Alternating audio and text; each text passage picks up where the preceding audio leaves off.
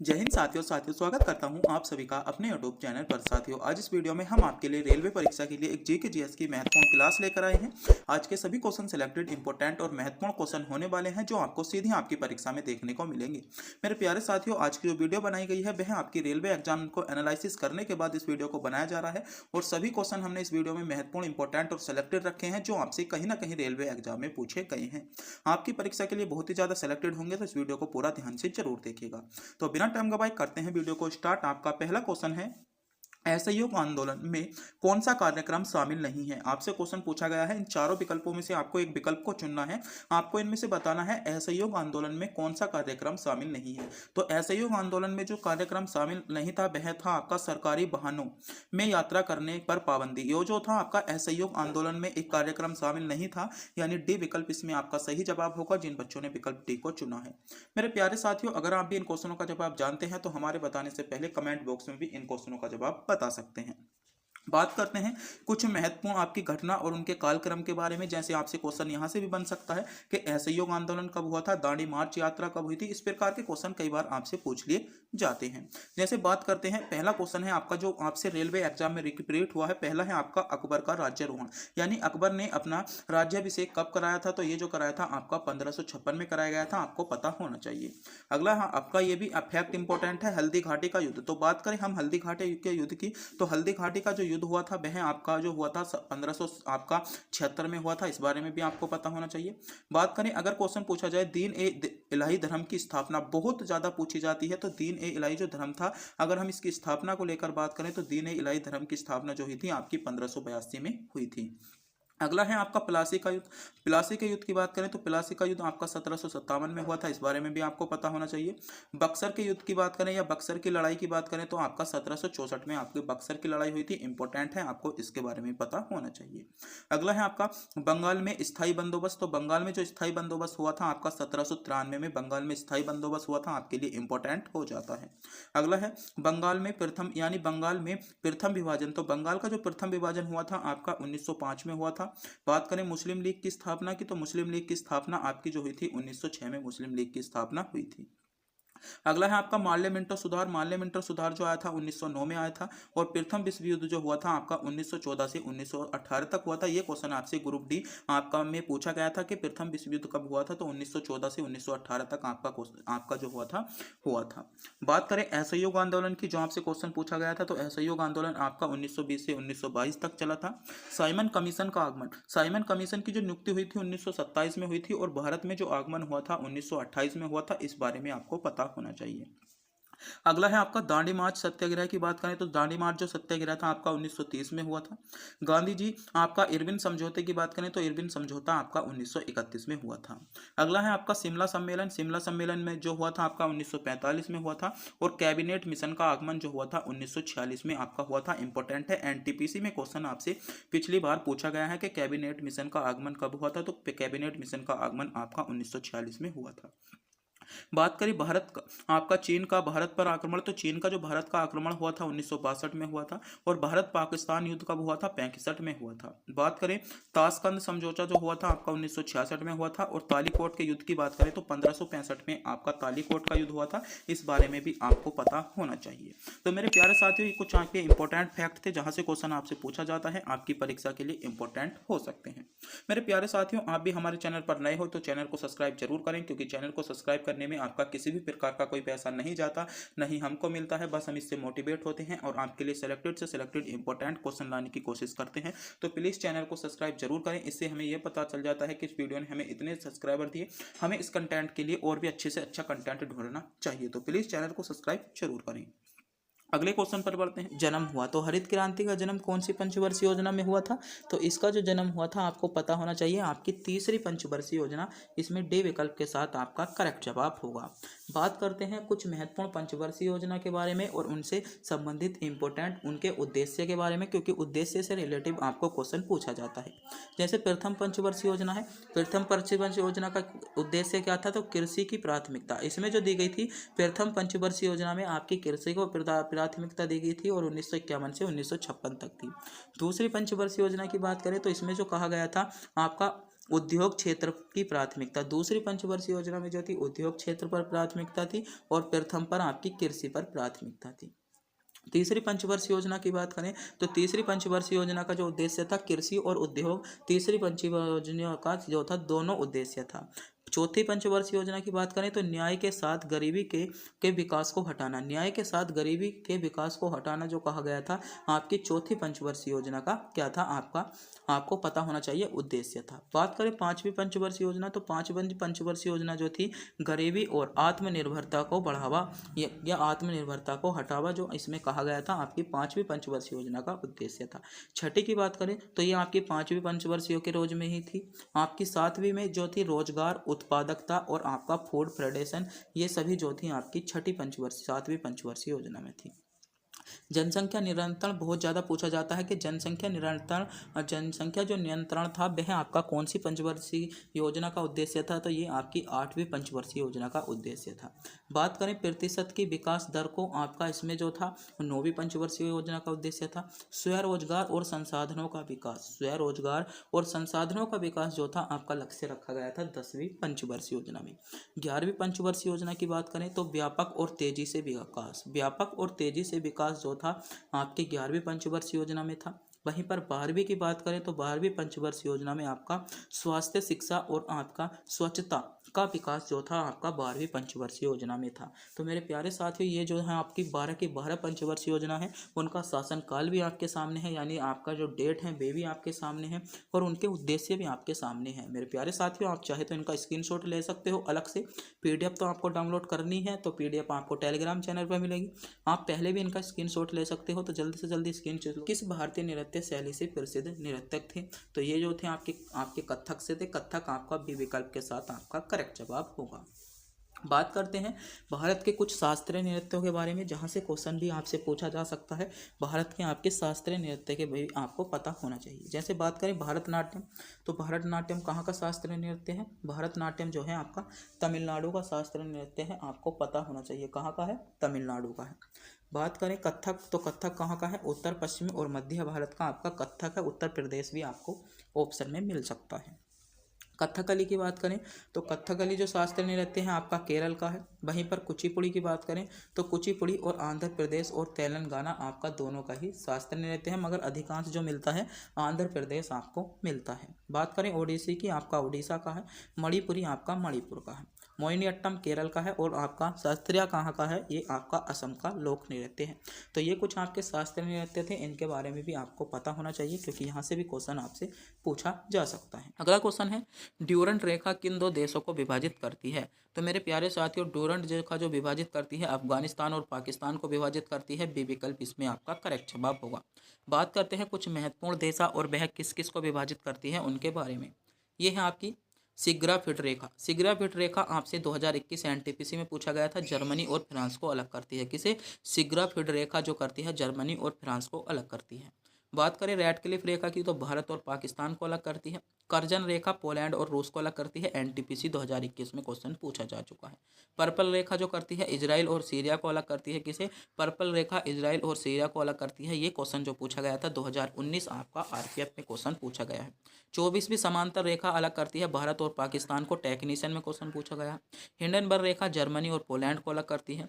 Green line की बात करें इजराइल और मिस्र हो जाएगा। और 20वीं समांतर जो हो जाएगी आपकी लीबिया और सूडान, इसको अलग करती हैं। आपको ध्यान रखना है लीबिया और सूडान आपका सही जवाब हो जाता है। अगला क्वेश्चन देखते हैं। अगला क्वेश्चन है भारत में सुप्रीम कोर्ट से परामर्श क्षेत्राधिकार की अवधारणा कहाँ से ली गई है? ये क्वेश्चन आपसे पूछा गया है। तो ये जो ली गई है आपका कनाडा से ली गई है। आपको ध्यान रखना है बी विकल्प आपका सही जवाब हो जाएगा। और भारत की कुछ महत्वपूर्ण अवधारणा जो आपसे जहाँ से क्वेश्चन बन सकता है, ये क्वेश्चन इंपॉर्टेंट है। जैसे बात करें संसदीय सरकार, तो भारत में जो संसदीय सरकार ली गई है ब्रिटेन से ली गई है। कानून का आपका शासन कहाँ से लिया गया है? ब्रिटेन से लिया गया है। विधायी प्रक्रिया की बात करें ब्रिटेन से ली गई है। एकल नागरिकता की बात करें ब्रिटेन से ली गई है। आपका कैबिनेट प्रणाली आपकी ब्रिटेन से ली है। आपकी विशेषाधिकार रेट आपकी ब्रिटेन से ली गई है। संसदीय विशेष अधिकार आपकी ब्रिटेन से ली गई है। द्विसदन आपकी ब्रिटेन से ली गई है। बात करें फ्रांस की, तो फ्रांस आपकी जो ली गई है, फ्रांस में जो लिया गया है प्रस्तावना में गणतंत्रता जो शब्द लिया गया है या आदर्श जो लिए गए हैं फ्रांस से लिए गए हैं। प्रस्तावना में स्वतंत्र आदेश भी आपके जो लिए गए हैं ये सभी फ्रांस से लिए गए हैं। बात करें आपातकाल के दौरान मौलिक अधिकारों का निलंबन। आपातकाल के दौरान मौलिक अधिकारों का निलंबन आपका जर्मनी के बीमर संविधान से लिया गया, बहुत ज़्यादा पूछा जाता है। संवर्धित सूची आपकी ऑस्ट्रेलिया से ली गई है। सदनों के दोनों सदनों की संयुक्त बैठक आपके ऑस्ट्रेलिया से ली गई है, आपको ध्यान रखना है। राष्ट्रपति पर महाभियोग आपके अमेरिका से लिया गया है। तो आप इसका स्क्रीनशॉट ले लीजिएगा, वरना नोट भी कर सकते हैं। से कहाँ पर स्थित है, क्वेश्चन है आपका राम सेतु निम्नलिखित में से कहाँ पर स्थित है। ये क्वेश्चन भी बहुत ज़्यादा पूछा जाता है। तो जो आपका राम सेतु है वह आपका पाक जलडमरू पर स्थित है, आपको पता होना चाहिए, यानी सी विकल्प यहाँ पर आपका सेलेक्टेड जवाब होगा। बात करें राम सेतु से रिलेटेड कुछ इंपॉर्टेंट फैक्ट के बारे में, तो राम सेतु भारत के तमिलनाडु के रामेश्वर और श्रीलंका के मल्लार द्वीप के बीच स्थित है। जो राम सेतु है वह आपका भारत के रामेश्वर और श्रीलंका के मन्नार द्वीप के बीच स्थित है। ये क्वेश्चन आपसे पूछा जा सकता है, राम सेतु आपका कहाँ पर स्थित है। तो राम सेतु कहाँ पर स्थित है, तमिलनाडु के रामेश्वर और श्रीलंका के मन्नार द्वीप के बीच स्थित है। राम सेतु मन्नार की खाड़ी और पाक जलडमरू को अलग करता है। ये भी क्वेश्चन इंपॉर्टेंट है कि राम सेतु किसको अलग करता है। तो राम सेतु जो है मेरे प्यारे साथियों आपका मन्नार की खाड़ी और पाक जलडमरू माध्य को अलग करता है। किसे, जो आपका राम सेतु है आपका मन्नार की खाड़ी और पाक जलडमरू को अलग करता है। बात करें इसकी लंबाई कितनी है, तो इसकी लंबाई जो है आपकी 48 किलोमीटर कुल इसकी आपकी लंबाई है। 15वीं सदी पर यह पैदल चलने तक लायक था, यानी 15वीं सदी तक जो था इस पर आप पैदल चल सकते थे। बात करते हैं इसे दूसरे किसी नाम से जानते हैं, तो आदम ब्रिज या एडम्स ब्रिज अगर आपसे पूछा जाए, कई बार आपसे क्वेश्चन पूछा जाता है आदम ब्रिज, तो आदम ब्रिज भी आपका राम सेतु को ही कहते हैं। आधुनिक गणना के मुताबिक जो इसकी आपकी लंबाई है वह करीबन 1200 किलोमीटर जो है आपकी राम सेतु की आपकी लंबाई है। और रामायण के मुताबिक जो थी इसकी आपकी 100 योजन यानी तकरीबन 1400 किलोमीटर तक रामायण के अनुसार इसकी जो थी आपकी लंबाई थी। तो ये कुछ आपके राम सेतु से इंपॉर्टेंट फैक्ट थे, इनके बारे में भी आपको पता होना चाहिए अगर आप आरपीएफ परीक्षा की तैयारी कर रहे हो तो। अगला क्वेश्चन है, जवाहर ग्राम समृद्धि योजना किस वर्ष शुरू की गई। ये क्वेश्चन बहुत इंपॉर्टेंट है। तो ये जो योजना शुरू की गई थी वह आपकी 1999 में शुरू की गई थी, आपको पता होना चाहिए। सी विकल्प यहाँ पर आपका करेक्ट जवाब होगा। तो बात करते हैं भारत की कुछ महत्वपूर्ण योजना के बारे में जहाँ से रेलवे में आपसे क्वेश्चन पूछे गए हैं। पहला योजना है आपका डिजिटल इंडिया कार्यक्रम। तो डिजिटल इंडिया जो कार्यक्रम योजना थी इसकी शुरुआत कब हुई थी, तो इसकी शुरुआत आपकी 21 अगस्त 2014 को डिजिटल इंडियन कार्यक्रम की शुरुआत की गई थी। अगली योजना है आपकी प्रधानमंत्री जनधन योजना, बहुत ज़्यादा पूछी जाती है। प्रधानमंत्री जनधन योजना की शुरुआत कब हुई, तो प्रधानमंत्री जनधन योजना की शुरुआत आपकी 28 अगस्त 2014 को की गई थी। अगली योजना है आपकी स्वर्ण मौद्रीकरण योजना, इसकी शुरुआत कब की गई थी, तो 5 नवंबर 2015 को 5 नवंबर 2015 को इसकी शुरुआत की गई थी। अगला है आपका प्रधानमंत्री सुरक्षा बीमा योजना, ये बहुत ज़्यादा इंपॉर्टेंट है। प्रधानमंत्री सुरक्षा बीमा योजना, तो इसकी शुरुआत जो की गई थी 9 मई आपका 2015 को की गई थी। ये आपके लिए सिलेक्टेड है, आपको इसके बारे में पता होना चाहिए। प्रधानमंत्री सुरक्षा बीमा योजना 9 मई आपका 2015। गरीबी भारत छोड़ो आंदोलन आपकी कब हुई थी, इसकी स्थापना 2017 में हुई थी। किसकी, गरीबी भारत छोड़ो आंदोलन, गरीबी भारत छोड़ो आंदोलन, इसकी स्थापना आपकी 2017 में हुई थी। बात करते हैं प्रधानमंत्री वय वंदनम योजना की, तो आपकी 4 मई 2017 होगी।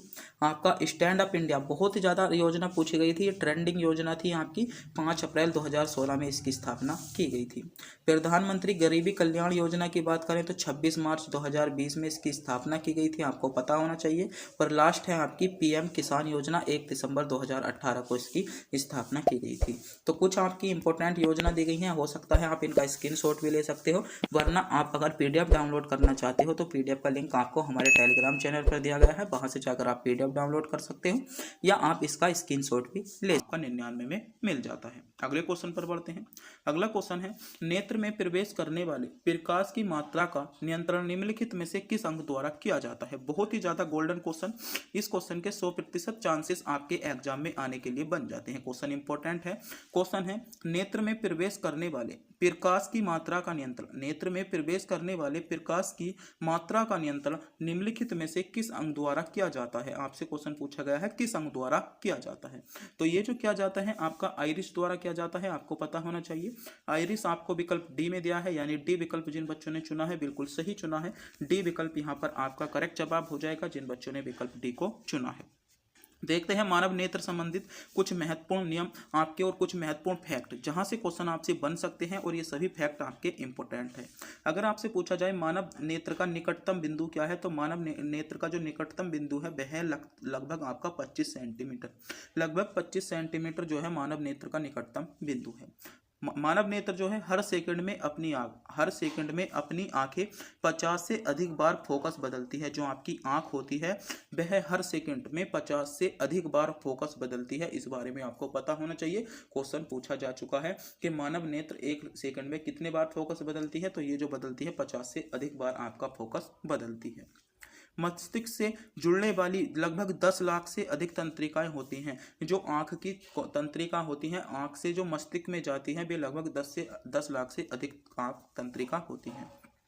बात करें मानव नेत्र के व्यास या त्रिज्या की, तो 2.5 सेंटीमीटर व्यास का गोलाकार पिंड होता है। जो मानव नेत्र होता है वह आपका, उसका व्यास की बात करें तो 2.5 सेंटीमीटर आपका क्या होता है, व्यास होता है। बात करें मानव नेत्र की लंबाई की, तो लगभग आपकी 22 मिमी यानी 22 आपकी क्या होती है, मीटर 22 मिलीमीटर आपकी जो होती है आंख की लंबाई होती है। इस बारे में भी आपको पता होना चाहिए, क्वेश्चन पूछा जा सकता है। बात करें आंख का जो लेंस होता है वह आपका क्रिस्टलिया या उत्तल लेंस। जो आंख में लेंस प्रयोग होता है, आंख में कैसा लेंस प्रयोग होता है, तो आंख में जो होता है क्रिस्टलिया या उत्तल लेंस आपका प्रयोग होता है।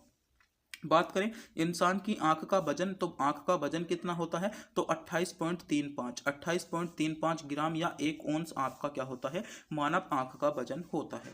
बात करें आंख के आकार की, तो आंख का आकार जो होता है लगभग आपका 6.3 सेमी घन यानी 6 सेंटीमीटर की घात 3 यानी 6.5 आपकी घन सेमी जो होती है इसका आकार होता है, घना इंच इसका होता है। बात करें आंतरिक संरचना में ऊतकों की 3 परतें होती हैं। क्वेश्चन पूछा गया है कि आपके मानव की जो आंख होती है उसमें ऊतकों की संख्या, तो इसमें 3 ऊतक होती है। इंसान की आंख कुल मिलाकर बात करें हड्डियों की, तो इसमें आपकी 6 हड्डी होती हैं। क्वेश्चन अगर आपसे पूछ लिया जाए कि मनुष्य की आंख में कितनी हड्डियां होती हैं, तो मनुष्य की आंख में आपकी 6 हड्डियां होती है। क्वेश्चन पूछा जा सकता है आपसे, क्वेश्चन पूछा जा सकता है कि मनुष्य की आंख का वजन कितना होता है, तो मनुष्य की आंख का वजन जो होता है 28.35 ग्राम होता है। अगर क्वेश्चन पूछ लिया जाए मानव नेत्र की त्रिज्या कितनी होती है, तो त्रिज्या जो होती है 5 सेंटीमीटर होती है और व्यास जो होती है 2.5 सेंटीमीटर होता है। अगर आपसे क्वेश्चन पूछ लिया जाए कि निकटतम बिंदु क्या है, तो निकटतम बिंदु आपका 25 सेंटीमीटर होता है। इस बारे में आपको पता होना चाहिए। अगर क्वेश्चन पूछ लिया जाए कि मानव में कितनी हड्डियां होती हैं, तो इसमें हड्डी कितनी होती है, मानव नेत्र में आपकी 6 हड्डी होती है। इसके बारे में भी आपको पता होना चाहिए, आपके लिए इंपॉर्टेंट हो जाता है। अगले क्वेश्चन पर बढ़ते हैं। अगला क्वेश्चन है विद्युत धारिता का मात्रक होता है। क्वेश्चन पूछा गया है विद्युत धारिता का मात्रक आपका क्या होता है। ये भी क्वेश्चन आपके लिए इंपॉर्टेंट है, आपको पता होना चाहिए। क्वेश्चन पूछा जा रहा है विद्युत धारिता, तो बात करें अगर हम विद्युत धारिता की, तो विद्युत धारिता का जो मात्रक होता है आपका फैराडे जो होता है विद्युत धारिता का मात्र होता है, आपको पता होना चाहिए। यानी पहला ही विकल्प इसमें आपका सही जवाब हो जाएगा। बात करते हैं कुछ फिजिक्स के आपके महत्वपूर्ण मात्रक और उनसे संबंधित आपके क्या है पदार्थों के बारे में, जहां से क्वेश्चन आपसे पूछा जाता है और ये टॉपिक आपका इंपॉर्टेंट हो सकता है। जैसे अगर आपसे पूछ लिया जाए त्वरण, तो त्वरण का मात्रक क्या होता है आपको पता, तो त्वरण का मात्रक अगर आपसे पूछ लिया जाए तो वर्ग मीटर यानी मीटर स्क्वायर बटे आपका जो समय होता है सेकंड, आपका त्वरण का मात्रक होता है। बात करें शक्ति का, तो शक्ति का जो मात्रक होता है जूल प्रति सेकंड आपका शक्ति का होता है, या वाट भी इसको हम बोल सकते हैं। शक्ति का मात्रक आपका वाट होता है। ध्वनि की बात करें तो ध्वनि के जो मात्रक होता है डेसिबल आपका ध्वनि का मात्रक होता है। पृष्ठ तनाव की बात कर लें तो न्यूटन प्रति मीटर जो हो जाता है आपका पृष्ठ तनाव का मात्रक हो जाता है। बात करें आपका चुंबकीय तीव्रता का, तो चुंबकीय तीव्रता का जो मात्रक होता है आपका टेस्ला होता है, आपको पता होना चाहिए। विद्युत आवेश की बात करें तो विद्युत आवेश का मात्रक आपका कूलाम होता है। बात करें तरंग की लंबाई, तो तरंग की लंबाई आपकी मीटर में नापी जाती है। और लेंस की क्षमता का मात्रक जो होता है आपका डायोप्टर होता है। इस बारे में भी आपको पता होना चाहिए, आपके लिए इंपॉर्टेंट है। अगला है आपका विभवांतर, तो विभवांतर की बात करें तो विभवांतर का मात्रक जो होता है वोल्ट होता है, आपको इस बारे में भी पता होना चाहिए। बात करें खगोलीय दूरी की, तो खगोलीय दूरी का जो मात्रक होता है आपका प्रकाश वर्ष होता है। सान्यता की बात करें तो न्यूटन सेकंड मीटर प्रति या मीटर की घात आपका -2 इसका आपका मात्रक होता है। चुंबकीय प्रेरण की बात करें तो आपका गाउस जो होता है या आपका कोण रेडियन जो होता है आपका चुंबकीय प्रेरण का मात्रक होता है। बात करें चुंबकीय फ्लक्स की तो वेबर आपका चुंबकीय फ्लक्स का मात्रक होता है। और विद्युत क्षेत्र तीव्रता की बात करें तो न्यूटन प्रति कूलाम होता है। यहीं पर ज्योति तीव्रता की बात करें तो ज्योति तीव्रता का मात्रक आपका कैंडला होता है। आवृत्ति की बात कर लें तो आवृत्ति का मात्रक आपका हर्ट्ज होता है। बात करें बेग की तो बेग का होता है मीटर प्रति सेकंड और ऊर्जा का मात्रक जूल होता है। और ठोस कोण की बात करें तो ठोस कोण का मात्रक आपका स्टेरेडियन होता है। इस बारे में भी आपको पता होना चाहिए। ये सभी मात्रक आपके लिए इंपॉर्टेंट है और सेलेक्टेड मात्रक हो जाते हैं। आगे बढ़ते हैं। अगला क्वेश्चन है आपका केरल की भारत की सबसे लंबी झील है यानी कौन सी झील, तो यानी इसमें आपका सही जवाब होगा केरल की वेवनाड झील। केरल की वेवनाड झील जो है भारत की सबसे लंबी झील है। यानी इसमें विकल्प क्या, ए विकल्प आपका करेक्ट जवाब बन जाता है। जिन बच्चों ने विकल्प ए को चुना है बिल्कुल सही चुना है, ए विकल्प इसमें आपका सही जवाब हो जाएगा। तो बात करते हैं भारत में स्थित कुछ महत्वपूर्ण झील और उनसे संबंधित महत्वपूर्ण फैक्ट के बारे में, जहां से क्वेश्चन आपसे पूछा जा सकता है। जैसे पहली है आपकी कोलेरू झील। तो कोलेरू झील कहाँ की है, तो कोलेरू झील जो है आपकी विजयवाड़ा आंध्र प्रदेश में स्थित है। क्वेश्चन पूछा जाए कि कोलेरू झील कहाँ पर है, तो कोलेरू झील आपकी आंध्र प्रदेश में स्थित है। बात करें पुलिकट झील की तो पुलिकट जो है आपकी श्रीहरिकोटा आंध्र प्रदेश में ही स्थित है। बात अगला है आपका दीपोर झील। दीपोर झील बहुत ज्यादा पूछा जाता है, तो दीपोर झील जो है आपकी असम में स्थित है। इंपॉर्टेंट है, ये क्वेश्चन आपसे पूछा जा सकता है, इसे नोट करेंगे। बात करें चंदूबी झील की तो ये भी असम में स्थित है। और हाफलोंग झील की बात करें तो असम में ही स्थित है। सोन झील की बात करें तो आपकी असम में हो जाएगी। और कांवर झील की बात करें तो बिहार में स्थित है। बात करें हमीरस सर झील की तो ये आपकी कच्छ गुजरात में स्थित है। और इंपॉर्टेंट जो है वह आपकी थोल झील जो आपकी गुजरात में स्थित है। तो ये कुछ आपकी महत्वपूर्ण झील दी गई हैं जो आपसे आरपीएफ में आपसे क्वेश्चन रिपीट हुए थे। आपको पता होना चाहिए इन झीलों के बारे में, क्योंकि यहाँ से क्वेश्चन आपसे पूछा गया था। अगला क्वेश्चन देखते हैं। अगला क्वेश्चन है राजीव गांधी अंतरराष्ट्रीय स्टेडियम भारत के किस स्थान पर स्थित है। तो बात करें अगर हम मेरे प्यारे साथियों राजीव गांधी अंतरराष्ट्रीय स्टेडियम की, तो राजीव गांधी जो अंतरराष्ट्रीय स्टेडियम है वह आपका हैदराबाद में स्थित है। कहाँ पर स्थित है, हैदराबाद में स्थित है। हैदराबाद ए विकल्प में दिया है, यानी जिन बच्चों ने विकल्प ए चुना है बिल्कुल सही चुना है, ए विकल्प इसमें आपका करेक्ट जवाब बन जाएगा। बात करते हैं भारत में स्थित कुछ महत्वपूर्ण स्टेडियम और उनसे संबंधित स्थलों के बारे में जो आपसे क्वेश्चन पूछे जा सकते हैं। जैसा पहला है राजीव गांधी अंतरराष्ट्रीय क्रिकेट स्टेडियम। तो राजीव गांधी जो अंतरराष्ट्रीय क्रिकेट स्टेडियम है कहाँ पर है, देहरादून में है। आपको पता होना चाहिए, इंपॉर्टेंट है। अगला है आपका महाराजा वीर विक्रम कॉलेज। महाराजा वीर विक्रम कॉलेज आपका स्टेडियम तो कहाँ पर है, आपका अगरतला में है। मोस्ट है 100% पूछा जा सकता है, क्योंकि एनटीपीसी 2021 में क्वेश्चन रिपीट हुआ था। अगला है आपका केडी सिंह बाबू स्टेडियम आपका लखनऊ में है। डॉक्टर अखिलेश दास स्टेडियम कहाँ पर है, लखनऊ में है। बात करें बॉम्बे जिम खान ग्राउंड तो कहाँ पर है, बॉम्बे जिम खान जो आपका बॉम्बे जिम खान ग्राउंड है ये आपका मुंबई में स्थित है। बात करें जीएससीए स्टेडियम आपका कहाँ पर है, तो रांची में स्थित है। नरेंद्र मोदी स्टेडियम की बात करें तो आपको पता होना चाहिए आपका अहमदाबाद में स्थित है, कर्णावती अहमदाबाद में स्थित है। बात करें डीवाईई पाटिल स्टेडियम की तो ये आपका नवी मुंबई में स्थित है। और इंदिरा प्रियदर्शनी स्टेडियम आपका विशाखापट्टनम में है। लाल बहादुर स्टेडियम की बात करें आपका हैदराबाद में स्थित है। तो ये कुछ आपके महत्वपूर्ण क्वेश्चन दिए गए थे जिनसे क्वेश्चन आपसे पूछे जा सकते हैं। इन क्वेश्चनों के बारे में आपको पता होना चाहिए, क्योंकि ये क्वेश्चन आरपीएफ परीक्षा के लिए इंपॉर्टेंट है।